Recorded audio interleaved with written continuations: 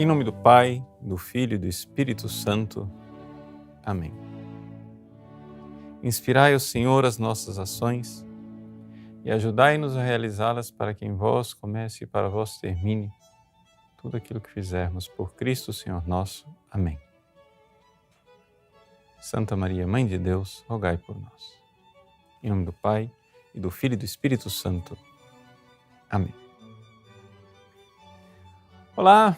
Hoje, no nosso programa, queremos falar de família. E isso tomando a ocasião da memória litúrgica de São Luís e Santa Zélia Martin, que foi no dia de ontem. Mas, como eles se casaram do dia 12 para o dia 13, é também, de alguma forma, no dia de hoje. Então, vamos pegar os pais de Santa Teresinha como nossos intercessores no céu e falar um pouco de família.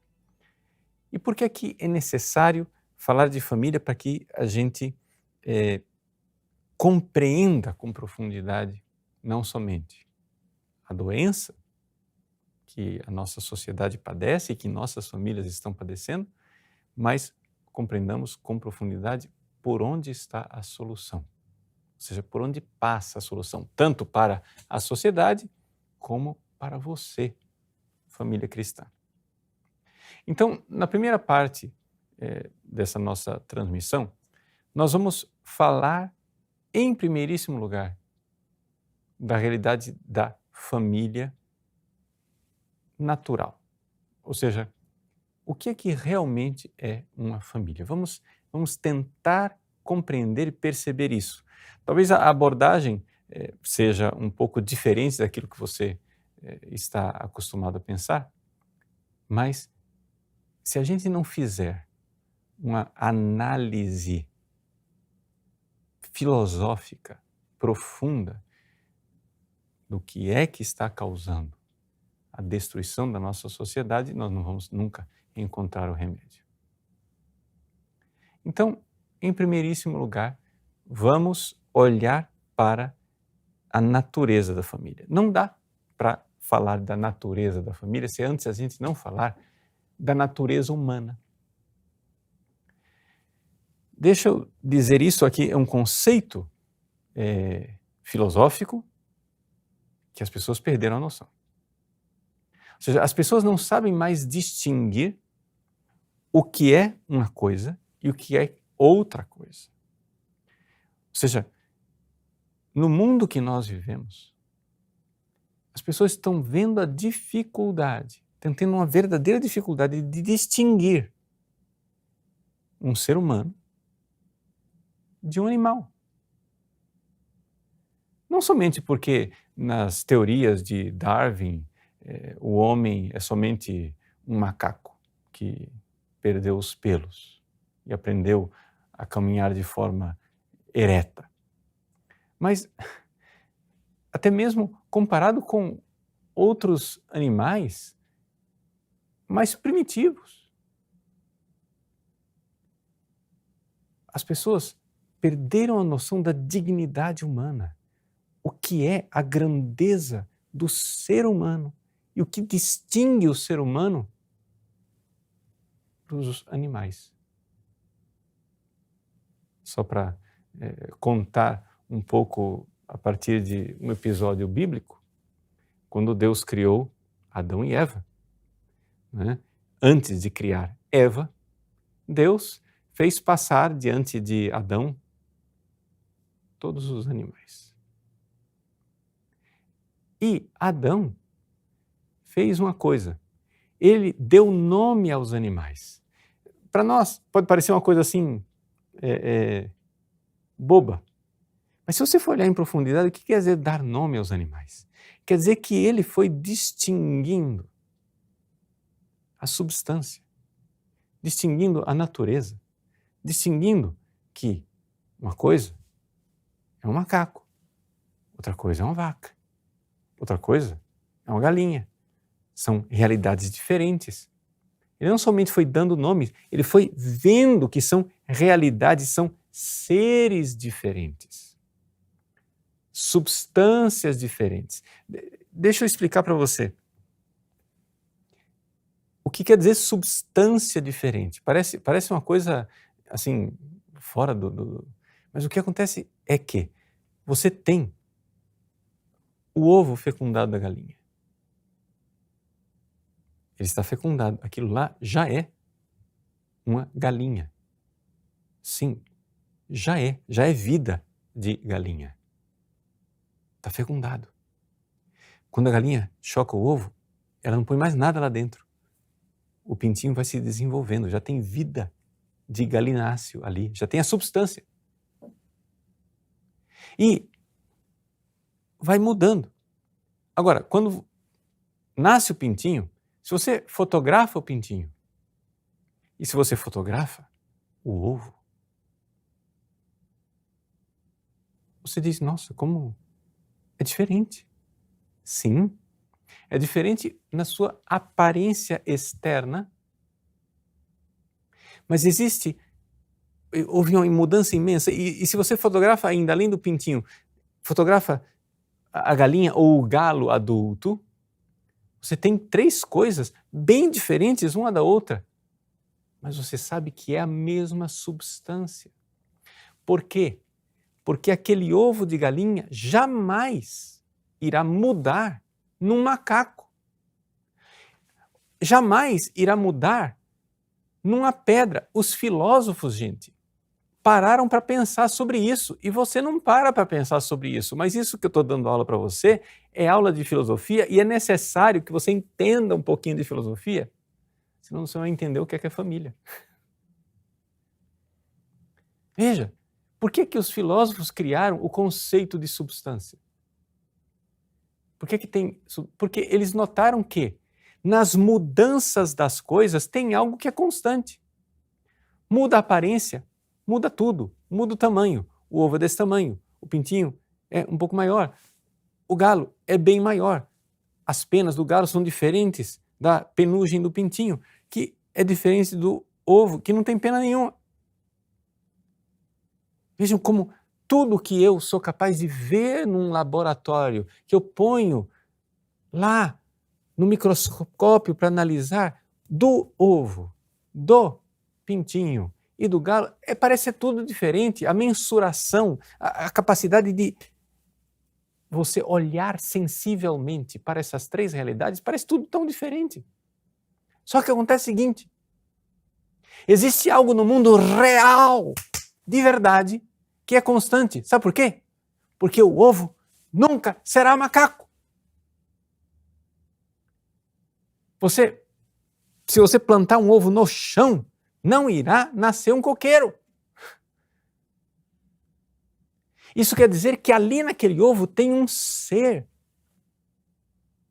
algo que tem a capacidade de mudar e ser pintinho e depois ser galo.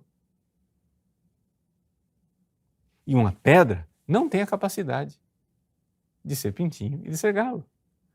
E um caroço de manga não tem essa capacidade também. Então quer dizer que existe um ser constante, ali tem coisa, isso que a gente chama de substância. É aquilo que, mesmo que mudem todos os acidentes, todas as aparências, existe um ser ali constante que continua.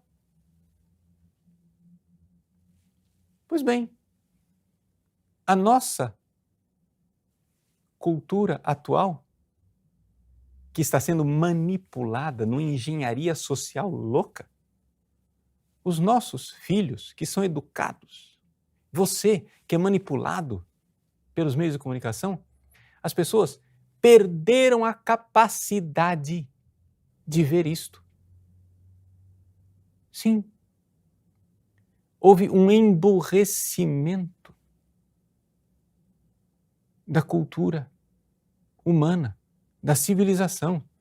Veja, o macaco, ele não vê continuidade entre o ovo, o pintinho e o galo. Por quê? Porque ele não tem inteligência. Para o macaco, são 3 coisas bem distintas. E se você acha que são 3 coisas bem distintas e não enxerga que existe um ser no ovo que não está lá na pedra, que não está lá no caroço de manga. Mas esse ser do ovo está no pintinho e está no galo. Se você não enxerga isso, me desculpe, sua inteligência está bem subdesenvolvida, né? Você tem problema. Você tem problema. Você precisa desenvolver isso. E faz parte desse esforço filosófico, de você enxergar. E isso não é, não, porque esta é a sua filosofia, Padre Paulo, porque o senhor é aristotélico tomista, etc. Não é filosofia, poxa vida. Não é filosofia, mas não é a minha filosofia, é a realidade, cara. É a realidade. E você concorda com essa realidade, só que você não para pensar. Porque se você você fosse um filósofo pós-moderno dizendo não existem substâncias, não tem essa continuidade que você está vendo, então você não podia ter granja, crescer galinhas. E, no entanto, os revolucionários que não enxergam a filosofia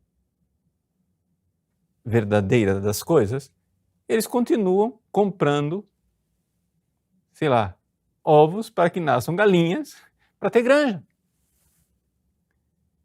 E o que você acharia, então, se eu vendesse para você uma caixa de pedra, ao invés de vender uma caixa de ovos, para ver se sai galinha de lá de dentro? Você não ia entrar com um processo contra mim? Então, veja, é uma sociedade incoerente e irracional. Você não admite substâncias quando se trata daquilo que nós vamos falar daqui a pouco, do ser humano. Mas você admite a substância de uma pedra e de um ovo. Pois bem. Então as coisas têm uma substância, têm uma natureza. A natureza de ovo é diferente da natureza de pedra. De lá sai pintinho, da pedra não sai pintinho. Entendeu o que é natureza? Substância, ser, lá. Não é algo, não é nada que você veja externamente, mas aplicando a sua inteligência, você é capaz de, pelos dados externos, chegar na substância da coisa, que pode ser bem diferente. Porque a substância, no fundo, é indetectável pelos sentidos, ela só é detectável pela inteligência. Eu detecto a substância de galináceo no ovo e no galo adulto, e não detecto na pedra, porque eu apliquei minha inteligência. Eu fui capaz de ver as substâncias das coisas, ter uma noção daquilo que é a substância da coisa. Pois bem, os seres humanos têm substância. Os seres humanos, quando a gente usa a palavra natureza, é outra forma de dizer substância. Então, o ser humano, ele tem um jeito de ser, que não é o jeito de ser nem da vaca, nem do galo, nem do macaco, nem da pedra, nem da palmeira e nem da mangueira. O ser do ser humano. De tal forma que, quando você quer que o ovo se desenvolva permanecendo na mesma substância de galináceo vivo, você não pega o ovo, coloca no chão e começa a regar. Não é isso? Você não faz isso. É louco. O ovo vai apodrecer no chão. Enterra o ovo e põe água nele. Quem sabe brota pintinho. Não é assim, cara. Existe, você conhecendo a natureza do ovo e a natureza da semente, de uma árvore, de uma planta, você vê que você trata de um jeito e você trata de outro. Você quer o desenvolvimento daquilo, então você precisa obedecer à natureza da coisa. Ora, você quer o desenvolvimento do ser humano, você não pode educá-lo como macaco que você treina no circo. Nós não somos focas que você dá um peixinho quando a foca acerta e dá uma surra quando a foca não te obedece.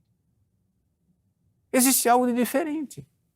Se você não vê a diferença entre um ser humano e os animais, eu só posso lamentar a sua falta de inteligência. Porque inteligência é exatamente isso. Inteligência é intus legere. Quantos filosofinhos, né, que receberam bacharelado em filosofia e não, porque não é assim. Agora, na filosofia moderna, os livros já não falam mais isso, porque tal filósofo fala de tal coisa. Kant diz que nós não temos acesso ao noúmeno. Já Hegel diz que é uma dialética, etc e tal. Então faça a dialética entre a pedra e o ovo para ver se sai uma vaca.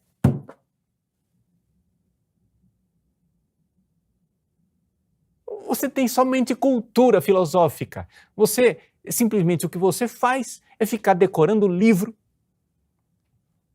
quando muito, decorando chavões de filósofos, mas não para pensar na substância das coisas. Os seres humanos têm uma natureza. Então, essa natureza, assim como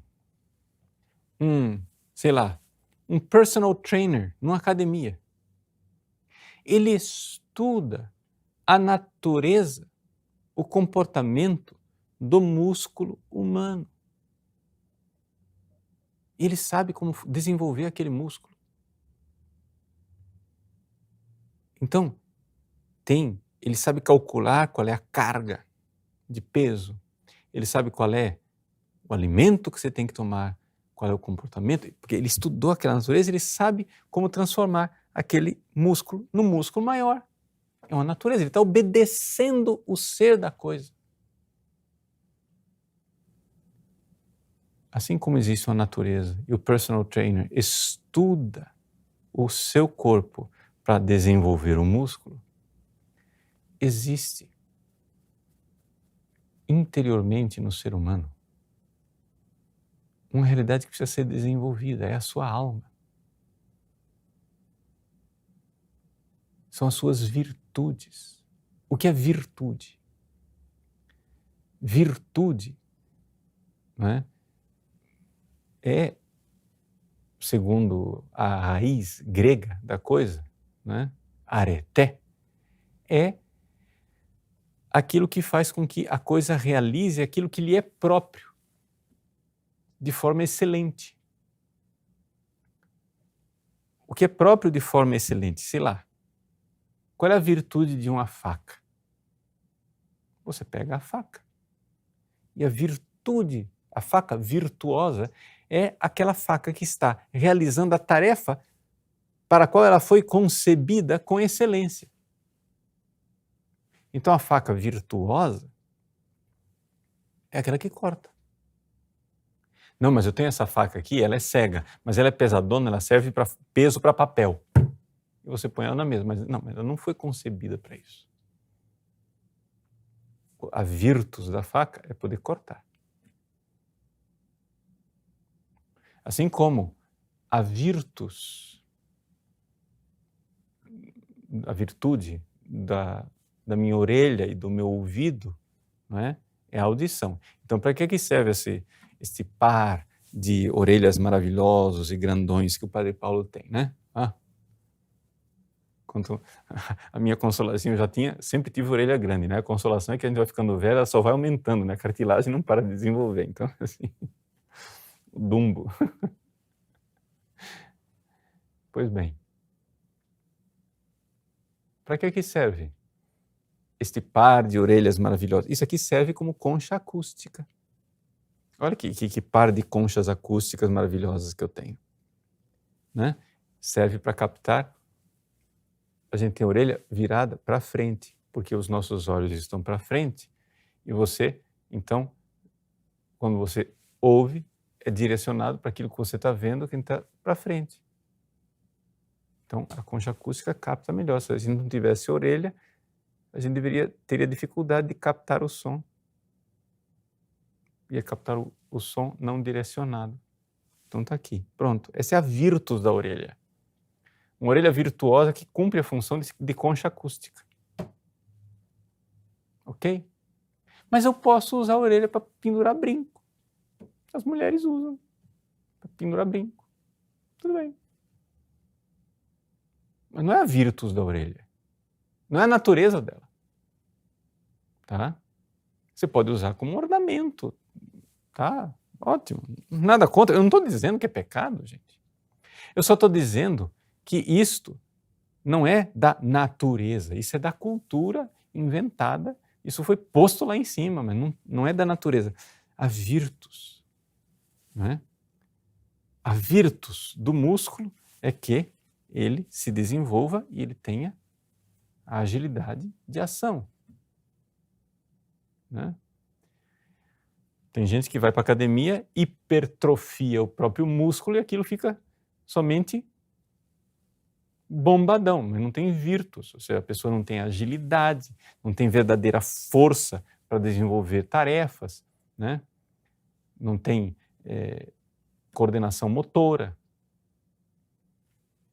Tudo bem, desenvolveu um aspecto do músculo, não desenvolveu a coisa toda, porque o músculo está ligado também ao cérebro e tinha que desenvolver o cérebro, né? Exercícios repetitivos podem fazer o músculo ficar grandão, mas não está desenvolvendo o seu cérebro na parte motora. E assim vai por diante, não vou dar aula disso. Eu só estou dizendo que tem uma natureza. Os caras estudam, descobrem, é assim que funciona. Assim também os seres humanos.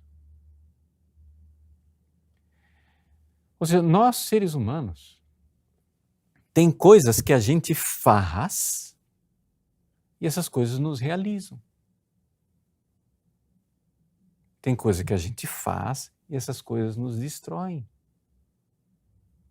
Nós temos dentro de nós um chamado para a felicidade. Todos os seres humanos, absolutamente todos os seres humanos querem ser felizes.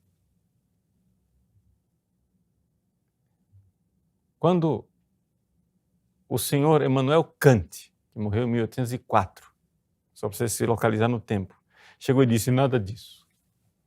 Isto é uma ética interesseira. A ética que quer ser feliz, eudemonia, né, em grego, felicidade.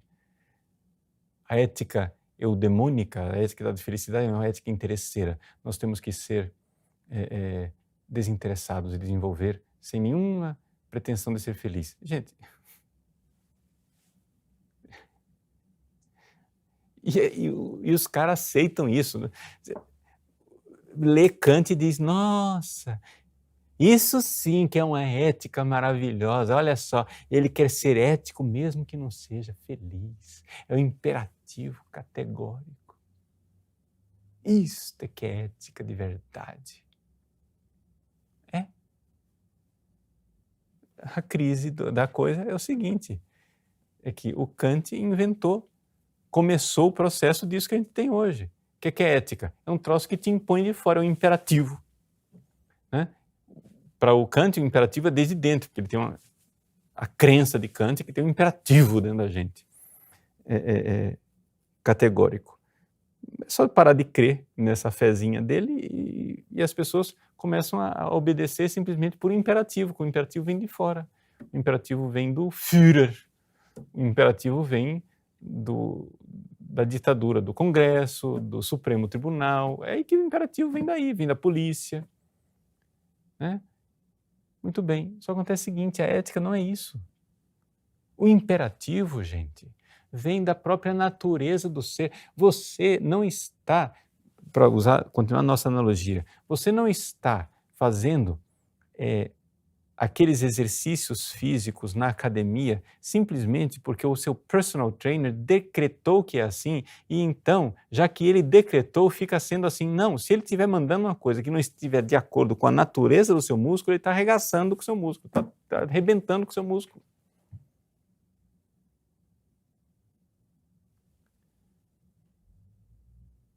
Então, vejam só. Aqui é importante a gente lembrar. Tem que ter um fundamento no ser. Então, o imperativo da ética que diz faça isso, faça o bem e evite o mal, isso está inscrito no meu ser. Assim como está inscrito no ser do ovo do pintinho, choque, ponha na chocadeira, ou então ponha a galinha em cima para aquecer, que é assim que desenvolve. Mas não ponha debaixo da terra, porque não vai respirar, vai morrer. Não regue, porque vai apodrecer. O imperativo que diz o que fazer com o ovo para que surja o pintinho está escrito no ser do ovo. O imperativo que diz o que é que os seres humanos têm que fazer para se desenvolver está escrito no ser do ser humano.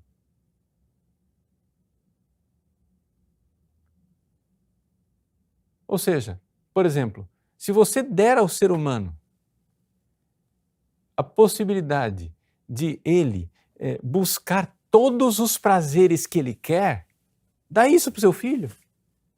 Tudo que ele quer comer, deixa ele comer. Tudo que ele quiser ver, deixa ele ver. Aí ele se desenvolve. Todo o sexo que ele quiser fazer, deixa ele fazer. Toda cachaça, droga que ele quiser tomar, deixa tomar.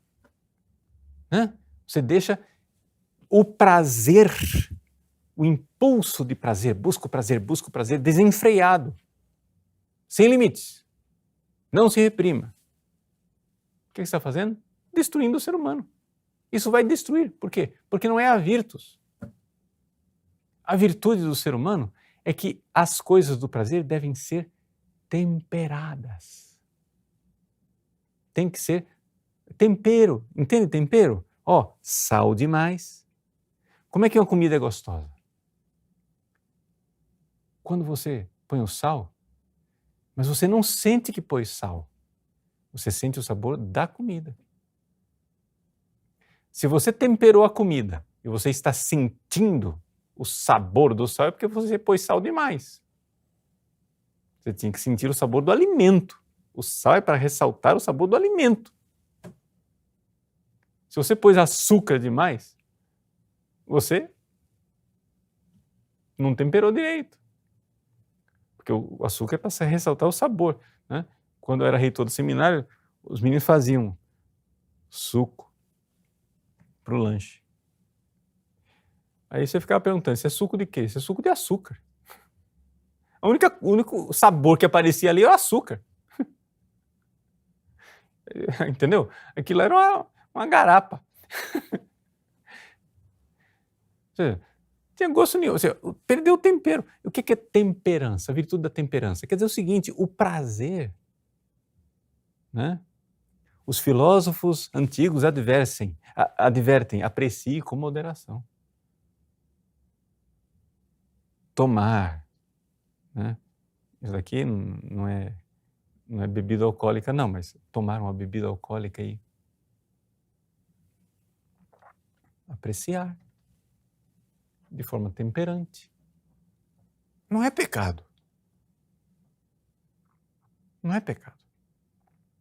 Você pode. Então, vejam, sentir prazer não é pecado. Você vai e desenvolve. Por que eu estou dizendo tudo isso? E o que isso tem a ver com família? Tem a ver o seguinte, gente. Primeira coisa que você tem que entender é que o ser humano tem uma natureza. E essa natureza precisa ser desenvolvida. Como o ovo do pintinho precisa se desenvolver, virar pintinho, depois virar galo. O ser humano tem uma natureza e ele precisa desenvolver. Nesta natureza humana, agora chegamos, existe uma coisa chamada sexo. Os seres humanos nascem do sexo masculino ou nascem do sexo feminino. Ora, a natureza humana é comum ao homem e à mulher. É comum. Ou seja, o varão do sexo masculino é um ser humano. A mulher, sexo feminino, é um ser humano. A natureza humana é igual, mas existem diferenças. Diferenças do sexo. O que é usar o sexo de forma virtuosa. Ora, assim como eu posso usar minhas orelhas de forma virtuosa porque elas foram feitas para serem conchas acústicas, o sexo foi feito para gerar outros seres humanos. Não foi feito para o prazer. Veja, eu não estou proibindo que as pessoas sintam prazer no sexo, mas não é a finalidade do sexo. Se você se senta à mesa para comer, a finalidade primária do comer é a nutrição. Bom, também tem finalidades secundárias, como por exemplo o fato de que você está sentindo prazer, isso é muito bom. Outra finalidade secundária é que aquilo lá é um momento de congraçamento social, de encontro com as pessoas, etc e tal, mas a finalidade primária é a nutrição, de tal forma que se você um dia não pode se sentar à mesa com as pessoas porque não vai ter aquele momento social. Se você tem que comer uma comida que não é absolutamente prazerosa porque aquilo tem um gosto ruim, mas aquilo está atendendo ao objetivo primário, que é o objetivo de nutrir com as vitaminas e proteínas, e etc., todo o valor nutricional que você precisa adquirir, cumpriu a missão. O primário está garantido. Ora, a finalidade primária do sexo é a reprodução. Só que as pessoas não enxergam mais isso. As pessoas não conseguem meditar, pensar e enxergar a substância, o ser da coisa. Você diz para a pessoa, olha, os órgãos reprodutores masculinos, quando se unem aos órgãos reprodutores femininos, nascem pessoas. E essa é a finalidade primária, principal e fundamental destes órgãos. Você diz isso, parece que você é um marciano que veio do outro planeta.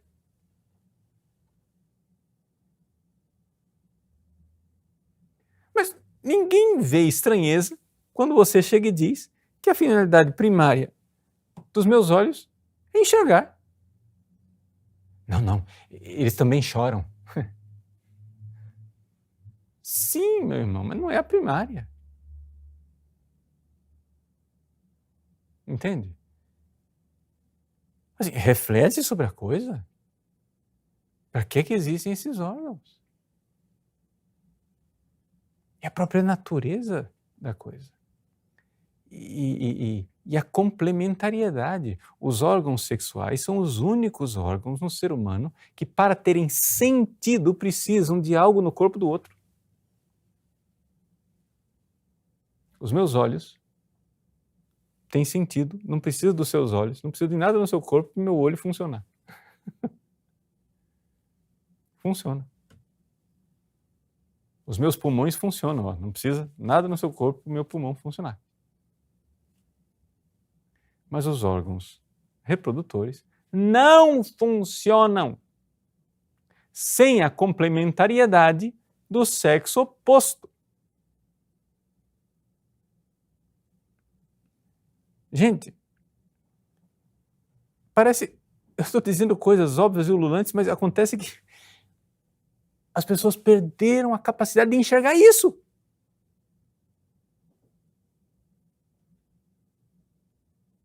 As pessoas perderam a capacidade de enxergar isto. Ou seja, a desinteligência, inteligência é intus legere. Eu não estou querendo usar a palavra burrice, mas a desinteligência, ou seja, a dificuldade de inteligir, de ver coisas básicas e fundamentais como essa, estão desaparecendo. Agora, é evidente que uma sociedade emburrecida interessa muito àqueles que querem controlar a sociedade. Porque quanto mais burrinho você for, melhor. Então, se você for um macaquinho que não vê conexão entre ovo, pintinho e galo, ótimo. Se você for um macaquinho que não enxerga a complementariedade do sexo masculino e do sexo feminino, ótimo. E você vai sendo manipulado. Pois bem, mas não é aí que está constituída a família ainda. Família é muito mais do que isso. O que acontece é que, uma vez que houve, não é, no ser humano a união sexual, assim como nos animais tem o acasalamento, os seres humanos, se nós olharmos só sexualmente falando, também tem acasalamento. Produzem outros seres humanos. Mas, enquanto, sei lá, a tartaruguinha sai do ovo e ela já sabe perfeitamente tudo o que ela tem que fazer, o ser humano nasce e ele não sabe perfeitamente tudo o que tem que fazer, porque o ser humano tem uma característica, não é, que é acentuadíssima diante dos outros animais, que é o fato que ele precisa de educação. O ser humano não floresce, o ser humano não cresce, o ser humano não desenvolve suas capacidades, suas virtudes, se ele não for educado para isso. E por isso o ambiente natural da família, com os papéis de pai e de mãe, são importantíssimos para o desenvolvimento do ser humano naquilo que é o seu projeto, a sua potencialidade. Então, assim como você tem uma regra que você não vai enterrar o ovo no chão e regá-lo para que saia o pintinho, você, para educar um ser humano, para que ele floresça e consiga inteligir as coisas, consiga amar, ou seja, consiga conhecer a verdade e depois livremente amar e optar pelo bem, para que isso floresça e desenvolva, é necessário que haja uma educação para a virtude. E a dificuldade, que eu entro, até aqui estava seguindo as coisas filosoficamente, mas faço um pequeno parêntese de fé aqui para você enxergar. E a grande dificuldade também é o seguinte, é que por causa do pecado original, e somente a fé sabe da história do pecado original, né? Por causa do pecado original, existe uma tendência no ser humano que é o seguinte, não somente o ser humano intrinsecamente, pela própria natureza das coisas, precisa de educação do pai e da mãe, da família para crescer, o ser humano, por causa do pecado original, ele precisa de mais ajuda ainda. Nós ficamos, a nossa natureza em estado de pós-pecado original, ela não ficou corrompida na sua raiz, mas ficou desequilibrada e problematizada. Então, precisa de mais ajuda ainda para desenvolver as coisas. Portanto, os seres humanos são, sim, animais. Mas são muito mais do que animais, porque nós temos, além da realidade da animalidade, nós temos algo que a gente vê que nós somos capazes, que os animais não são capazes. Nós somos capazes de inteligir e os animais não. Nós somos capazes de escolher livremente e os animais não. O ser humano é capaz de ir contra a sua, aspas, programação cerebral e dizer, está doendo, mas eu quero mesmo assim. O animal não é capaz disso. O ser humano é capaz de dizer assim, é prazeroso, mas eu rejeito porque ali tem algo mal. O animal não é capaz de fazer isso. Isso precisa ser educado. O ser humano nós precisamos crescer, inteligir, ver a natureza das coisas, buscando a virtude. E então aí vem todo o estudo, um tratado aqui inteiro, imenso, que eu precisaria falar filosoficamente, é evidente que uma aula dessa não é possível, não é? Que o Tratado das Virtudes, o que é virtude? Virtude são aqueles atos, não é, que o ser humano, se habituando a ele, vai desenvolvendo, não é, positivamente o seu próprio ser.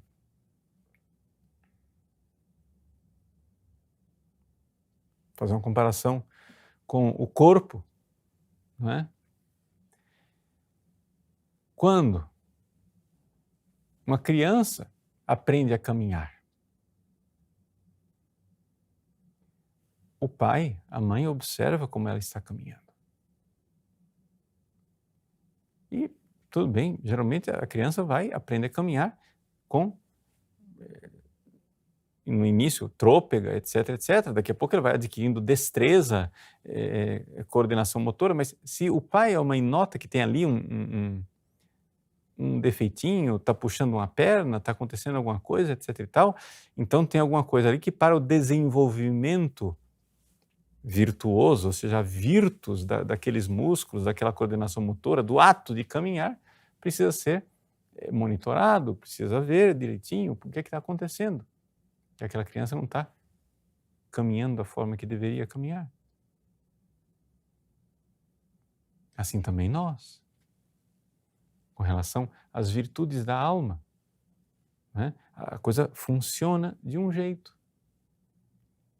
Se nós queremos chegar na felicidade, se nós queremos ser felizes. Por isso, a família é o ambiente primário no qual a pessoa vai se desenvolver. Assim como o ovo vira pintinho, que vira galo, a pessoa precisa se desenvolver na virtude e o ambiente da família é o ambiente da virtude. Por natureza, a família é feita para ser o ambiente da virtude. E o cristianismo realizou essa tarefa de forma extraordinária. Já havia família antes do cristianismo. Mas, como eu disse, por causa da situação pós-pecado original, as famílias pagãs, antes do cristianismo, tinham, num grau maior ou menor, conforme a cultura e a civilização, uma certa realidade de injustiça, de um paganismo onde um prevalecia sobre o outro, sem respeito à dignidade do outro. Você veja, por exemplo, em Roma, né, o pater familias, ou seja, o pai de família, ele tinha poder de vida e morte sobre a mulher e os filhos. Ou seja, ele tratava a mulher e os filhos como coisa. Ora, é evidente que isso não é a família como o próprio ser do ser humano exige. Ali havia uma falta de transformação da cultura. O cristianismo veio e foi transformando a cultura. Um dos fatores, por exemplo, que mais fizeram o cristianismo crescer nos primeiros séculos, né? Aquele famoso historiador sociólogo Rodney Stark, ele estudando o cristianismo no início, a maior propaganda que o cristianismo teve no início foram as mulheres. Por quê?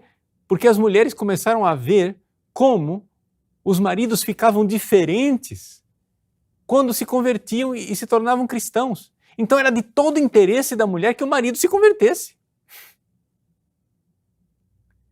Nossa, olha, o marido de fulana é cristão, veja como ele trata a esposa dele e os filhos. Que legal. Nossa, meu marido precisa converter também.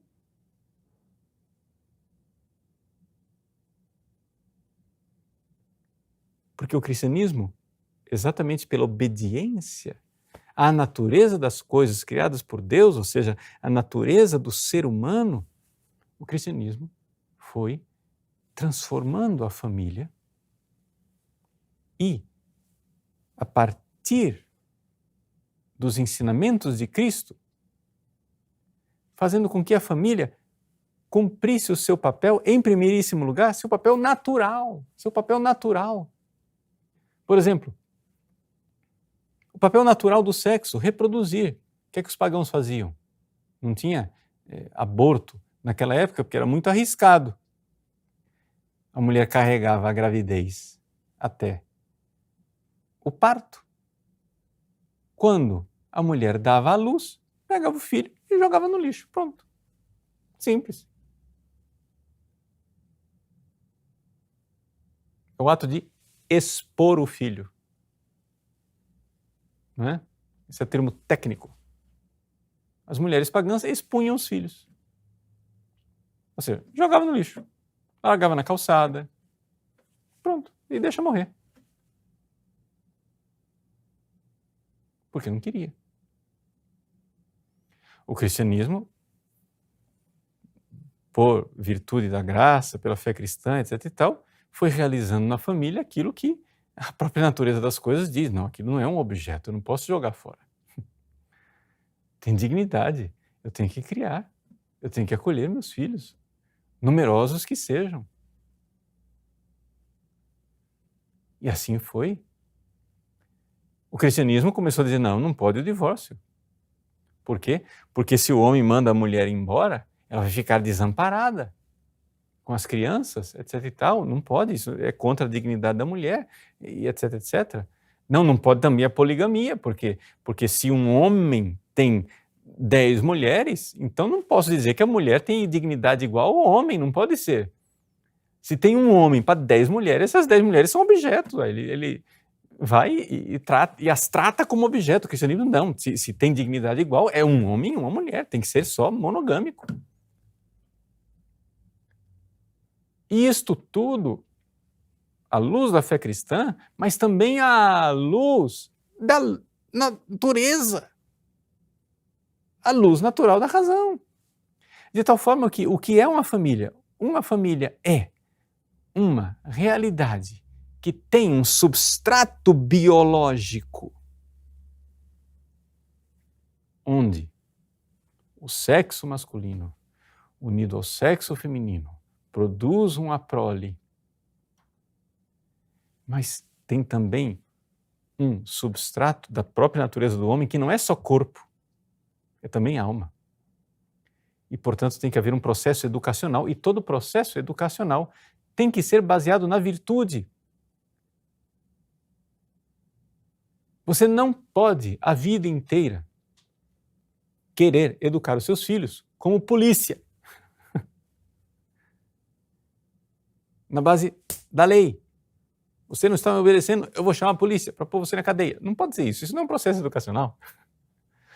Qual é o problema nosso, da nossa sociedade atual? O problema da nossa sociedade atual é exatamente porque nós não estamos educando as pessoas para virtudes. Para virtude. Você não educa a pessoa para virtude, o que acontece? Está todo mundo falando agora, violência familiar, feminicídio, não sei o quê, etc e tal. Bom, isso é o sintoma do quê? Da decadência, da falta de uma educação que ensine o homem a ser homem.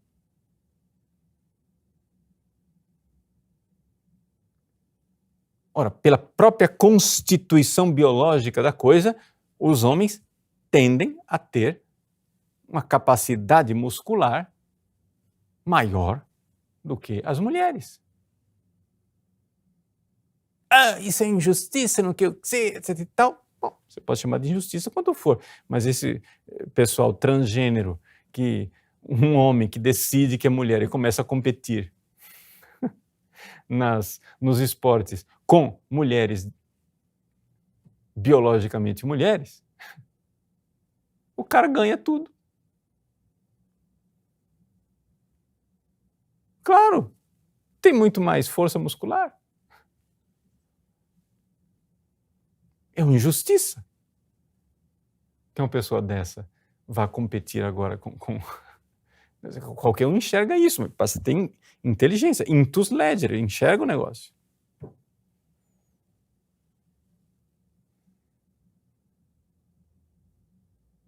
Mas não é interessante que você enxergue as coisas. É melhor que você fique um macaquinho, que não vê ligação nenhuma entre ovo, pintinho e galo. Não.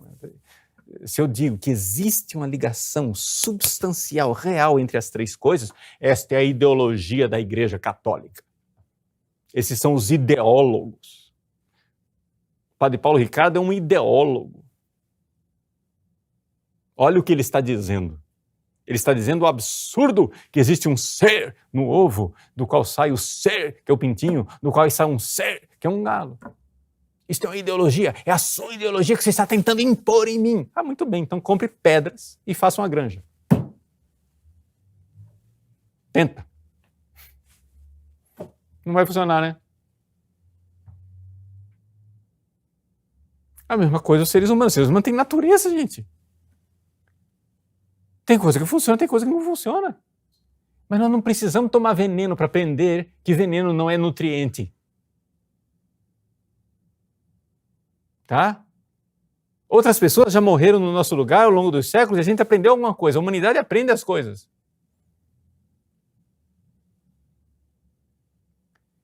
Então existe uma natureza da família humana.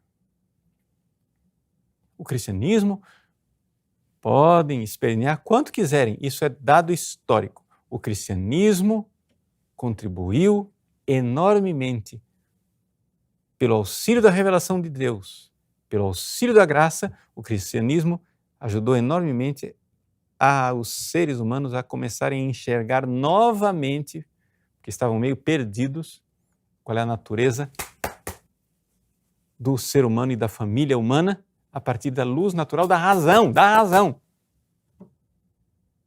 A intervenção da graça ajudou a gente a enxergar inteligentemente o que já estava lá e ninguém estava esquecido, porque o egoísmo das pessoas estava impedindo de enxergar.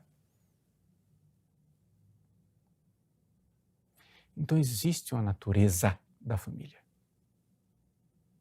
Deixa eu dizer para você, nós não somos defensores da família tradicional.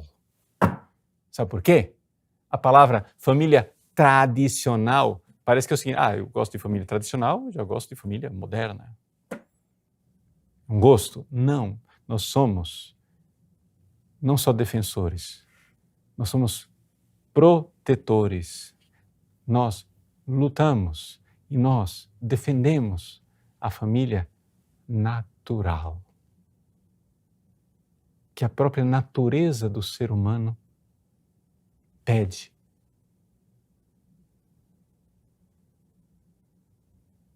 Não use mais essa palavra família tradicional. Use a palavra família natural. Família natural. Então vocês vejam como, assim, a gente, olhando as coisas filosoficamente, existe realmente algo. A família é este ambiente onde nascem as pessoas a partir de uma união biológica de homem e de mulher, mas onde as pessoas também são educadas para a virtude, ou seja, para a realidade que elas precisam se desenvolver, porque é necessário que o ser humano aprenda a desenvolver suas potencialidades, porque se largar sozinho não vai para desenvolvimento, não vai florescer. Assim como se você largar um ovo que a galinha acabou de colocar, se você largar no chão, no terreiro da sua casa, não vai viver. Porque precisa ser chocado, tem uma natureza ali, precisa do calor da galinha. Senão não funciona. O ser humano também. Só parir o ser humano e largá-lo no mundo não adianta, precisa ser educado. E quem vai ser educado? Educado no quê? Na polícia? Você vai entregar para o Estado policial? Vai entregar para os ideólogos para fazerem todo tipo de joguinhos linguísticos para ficar a cabeça do seu filho louca? Ou você vai educar naquilo que é a natureza do ser humano? E aí nós floresceremos. Além disso, claro, tem todo um outro capítulo que nós poderíamos fazer todo um outro programa de como que nós podemos desenvolver esta família num outro nível, o nível sobrenatural. São Luís e Santa Zélia, claro, tinham também esse outro nível, unidos em santo sacramento, ajudados pela graça, educaram seus filhos para o céu. Dos 9 filhos que tiveram, 4 morreram em tenra infância, porém batizados e foram para o céu. Outras 5 se tornaram religiosas, buscando o caminho da santidade, a entrega a Deus e o céu. Destas 5 crianças, uma é a grande Santa Teresinha, a caçula, a nona. Uma delas também está em processo de beatificação, né? A única que não foi carmelita, né? E que foi visitandina e está sendo beatificada. Mas mesmo assim, uma família virtuosa. Então, vamos olhar para esta realidade, rezar que a nossa família também cresça na santidade, no sobrenatural, mas calma. Isso aí é algo que precisaria de uma outra aula para desenvolver mais ainda. Porém, a graça supõe a natureza. Se a gente não entende o que é a família natural, como é que você vai plantar a graça ali e desenvolver, né, a natureza da própria família? Tá bom? Então que Deus nos auxilie para que nós enxerguemos cada vez mais a realidade da família, para enxergarmos que estamos perdendo a inteligência das coisas e perdendo essa inteligência, sendo cada vez mais manipulados. Deus abençoe você. Em nome do Pai, e do Filho e do Espírito Santo. Amém.